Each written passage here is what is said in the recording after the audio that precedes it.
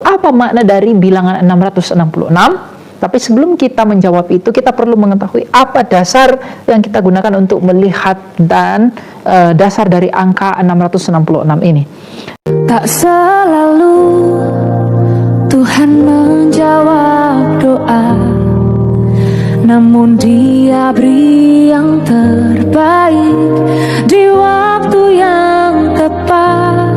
Shalom saudara-saudara terkasih dalam Tuhan kita Yesus Kristus. Kembali lagi bersama saya Eli Maren di program 3 Hari Channel.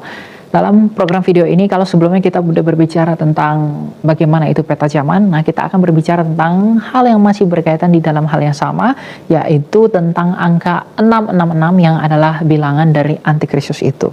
Nah, ada begitu banyak pendapat atau opini yang berbicara tentang angka 666. Ada yang mengatakan bahwa 666 ini adalah angka manusia, kemudian mereka mencocokkan atau menghitung namanya dengan aksara atau angka-angka Romawi sehingga dihitung 666, maka dialah antikristus itu. Kemudian ada menuduh pemimpin negara tertentu, ada yang menuduh pemimpin agama tertentu, dan bahkan ada yang mengatakan ketika plat mobilnya 666 maka dia adalah antikristus dan lain sebagainya. Ya, memang ada banyak pendapat tentang angka 666 ini sehingga menghasilkan berbagai macam pendapat, tapi itu adalah hal yang sangat keliru dan tidak memahami apa sebenarnya makna 666 ini disebut dalam kitab Wahyu sebagai angka dari antikristus itu. Kita perlu mengingat bahwa Wahyu ini merupakan kitab apokaliptik yang berbicara tentang akhir zaman, dan semua yang terkandung dalamnya syarat akan makna simbolik. Jadi kalau yang satu ditafsirkan secara simbolik, maka yang lain juga harus ditafsirkan secara simbolik, termasuk dengan angka dari bilangan antikristus ini. Nah, kalau begitu, apa makna dari bilangan 666? Tapi sebelum kita menjawab itu, kita perlu mengetahui apa dasar yang kita gunakan untuk melihat dan dasar dari angka 666 ini. Dalam Wahyu yang ke-13, mulai ayat yang ke-16 dikatakan begini. Ia menyebabkan semua orang, kecil atau besar, kaya atau miskin, merdeka atau hamba, diberi tanda pada tangan kanannya atau pada dahinya. Dan tidak seorang pun dapat membeli atau menjual selain mereka yang memakai tanda itu, yaitu nama binatang itu atau bilangan namanya. Yang penting di sini ialah hikmat. Siapa yang bijaksana, baiklah ia menghitung bilangan binatang itu, karena bilangan itu adalah bilangan seorang manusia, dan bilangannya ialah 666. Kita perlu soroti di antara ayat yang ke-16.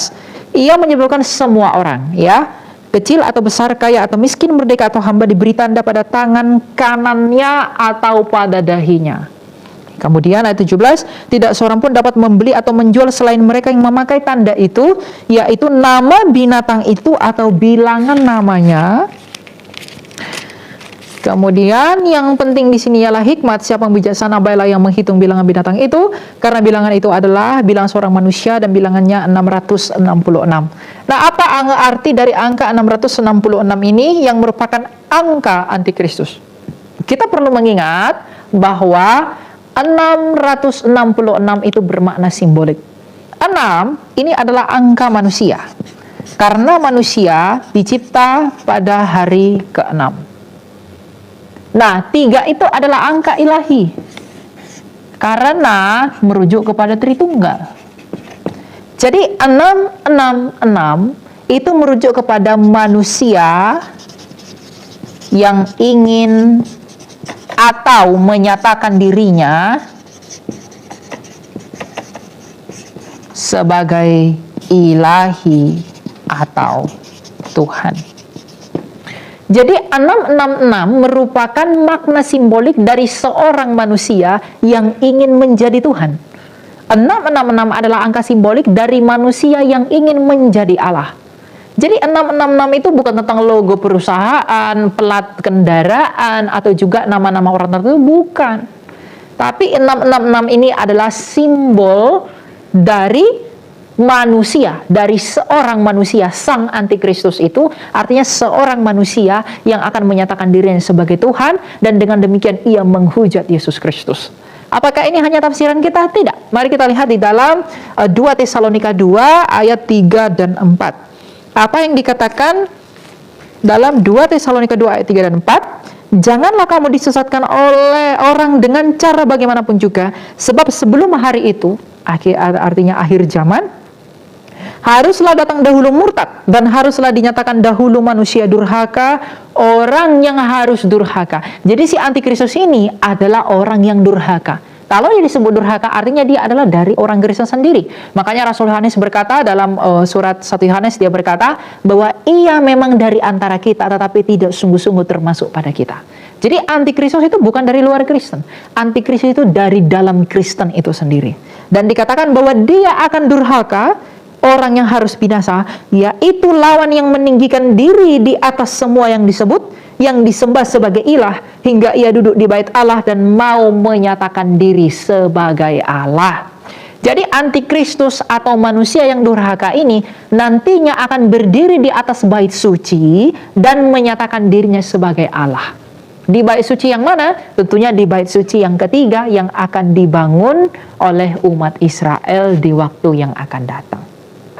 Jadi 666 ini bukan angka keramat yang harus ditakuti, karena 666 ini harus dipahami dalam gematria orang Ibrani bahwa angka 666 itu adalah angka simbolik dari sang antikristus itu, yaitu manusia yang ingin menjadi Allah, di mana 6 adalah angka manusia dan 3 adalah angka ilahi. Jadi 6 diulangi 3 kali adalah manusia yang ingin menjadi Allah. Nah, ditanamkan di tangan kanan dan di dahi, apakah artinya semuanya itu?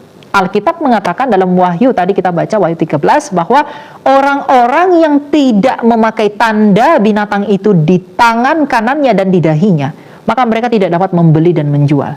Nah, lalu ada orang-orang menafsirkan ini dengan chip-chip tertentu untuk ditanamkan di tangan sehingga kita dapat melakukan pembayaran. Kalau itu tidak terjadi, maka kita tidak akan bisa melakukan pembayaran. Atau alat-alat transaksi ditanamkan di tangan kanan orang sehingga kemanapun dia pergi dia bisa mengakses apapun. Ya, itu kedengaran masuk akal, tetapi itu tidak alkitabiah. Ditanamkan di tangan kanan dan di dahi itu tidak bermakna secara fisik. Ditanamkan di tangan kanan itu tidak berbicara tentang hal yang lahiriah, tapi ini berbicara tentang hal yang spiritual. Jadi ditanamkan di tangan kanan dalam paham konteks penulisan kitab Wahyu, yaitu dalam zaman orang Yahudi. Ditanamkan di tangan kanan itu bermakna persahabatan. Dan dahi itu simbol pikiran atau mindset.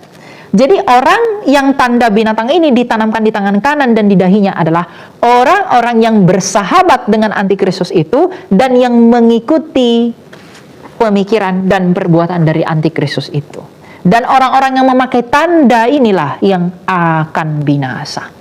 Dan orang-orang yang tidak memakai tanda 666 di tangan kanan dan di dahinya, yang adalah orang-orang yang tidak bersahabat dengan antikristus itu, dan orang-orang yang tidak mengikuti pikiran antikristus itu, mereka akan tidak dapat menjual dan membeli. Menjual dan membeli di sini bukan berdagang dalam artian transaksi sehari-hari. Menjual dan membeli di sini adalah mereka akan dibatasi melakukan hal apapun yang ada di bumi ini.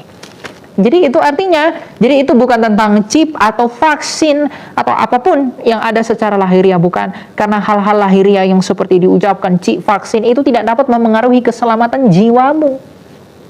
Tetapi angka 666 ini berbicara tentang hal spiritual.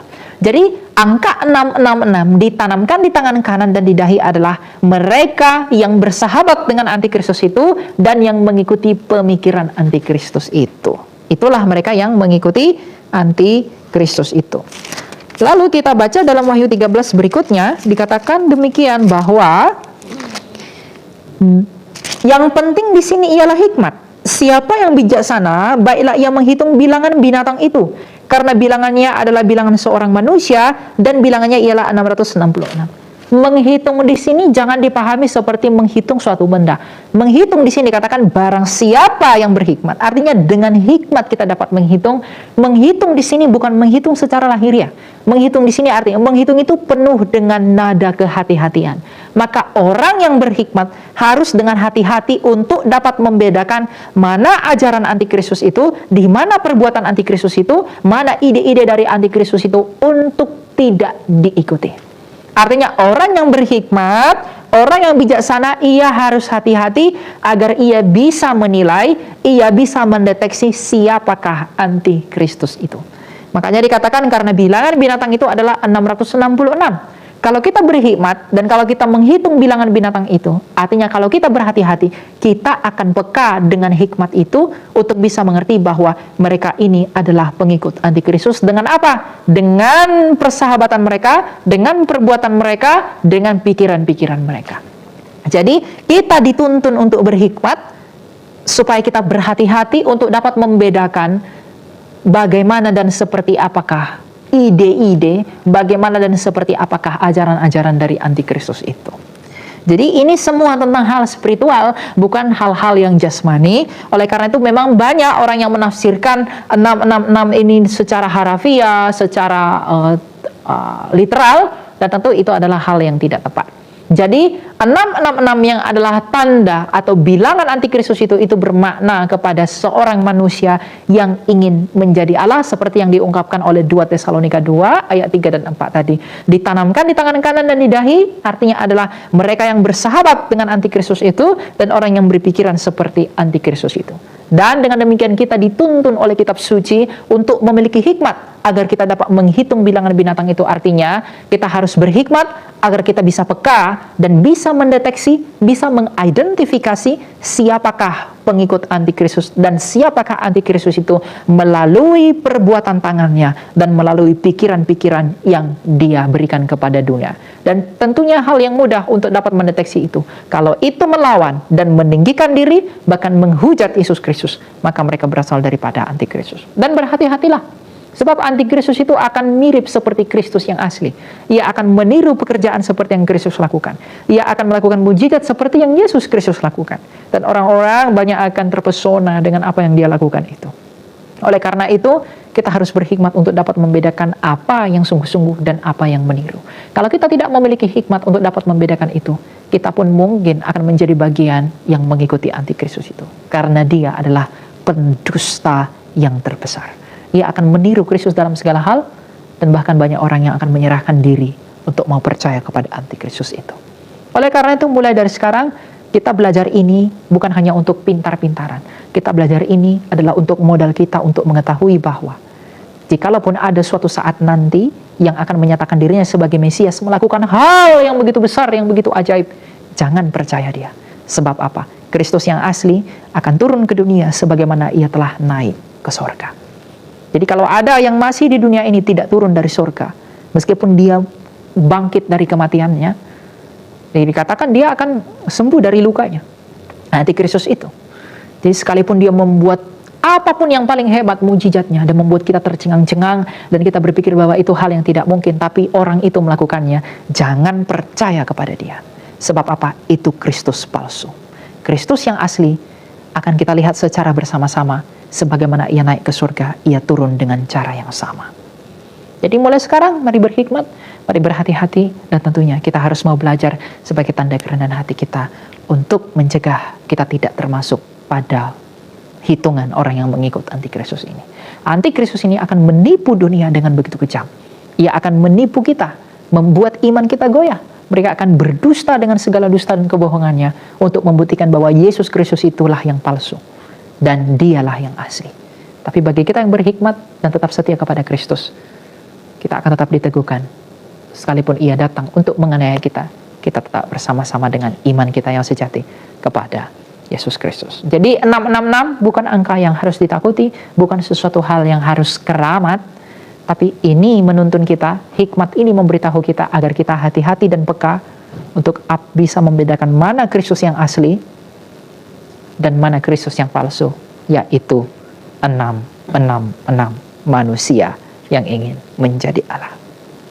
Demikian dapat saya sampaikan, kita akan bertemu lagi dalam kesempatan berikutnya. Tuhan Yesus memberkati. Shalom. Tak selalu Tuhan menjawab doa, namun Dia beri yang terbaik di waktu